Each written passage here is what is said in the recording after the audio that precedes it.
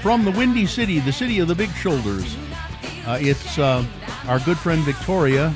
She's in Chicago. She watches a lot of TV, and particularly the Real Housewives of Salt Lake. Good morning, Victoria. Let's get right to it. Hello, friends. We have no time to waste. There was so much covered. So this was part 2 of the reunion for season 6. I'm going to start with something that was actually not on the show this season, but I thought it was really interesting.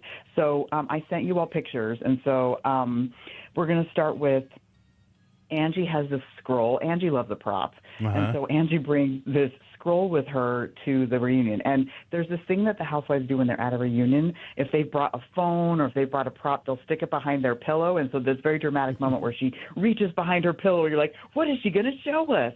And so she pulls out this scroll. She hands it to Andy. And so I have a picture of Angie pulling out the scroll, and then Andy unrolls the scroll. And what she's put on are screenshots. This is very convoluted, so brace yourself. So on this scroll, Angie shows a screenshot of a post that's from Candace something. And it's a trolling post about Angie. Angie says this is Lisa. She says Lisa is the one who's created this fake profile, and she's trolling the housewives, and she's also using this as proof that Lisa is the person leaking stories about the other housewives. And so the other piece of proof she has in this, which I didn't take a picture of this because they kind of blocked it and they showed a little bit. So she says how she knows that this is Lisa's because the phone number attached to this profile is Lisa's phone number. Well, there you go. And the way she knows that, though, is she and Whitney tried to retrieve the password for this profile. And what they said is they tried to pretend they were that person. And so they said when they tried to retrieve the password that the screen popped up saying a link has been sent to this phone number to reset the password. And they're saying that phone number was Lisa. And so they've got this all printed out. So they read off the phone number. They bleep it out on TV. And then Andy asked Lisa, is this your phone number? And it is her phone number, but she says this isn't true. So they made it up. This isn't a thing. So she denies all of this, but it was very dramatic. So anyway, I thought it was very interesting. The next thing, they talked about several things. The next thing that is kind of worth talking about, but also not, is the meltdown that Meredith had on that plane ride home from the yacht ride. So they go the rounds on this again about, was Meredith on pills? Was she on alcohol? Did she yell at Brittany? But one of the things that Andy brings up as a point of discussion is why did no one pull out their phone to record any of this? Yeah.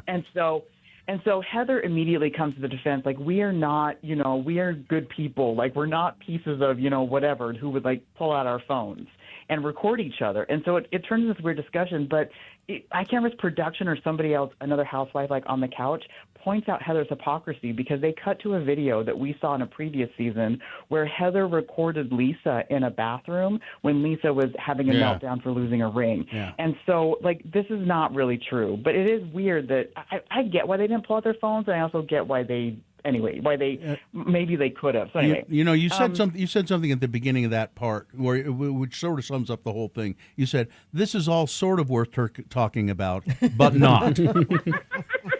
This is all sort of worth talking about, but not. That would sum up the whole thing.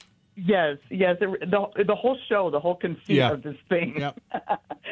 So the way that this conversation gets wrapped up is that Andy tries to, because this is the end of part 2, Andy tries to end this discussion by asking her, did you drink before you got on the plane? He just wanted to get right to it, right? Because there's this whole thing.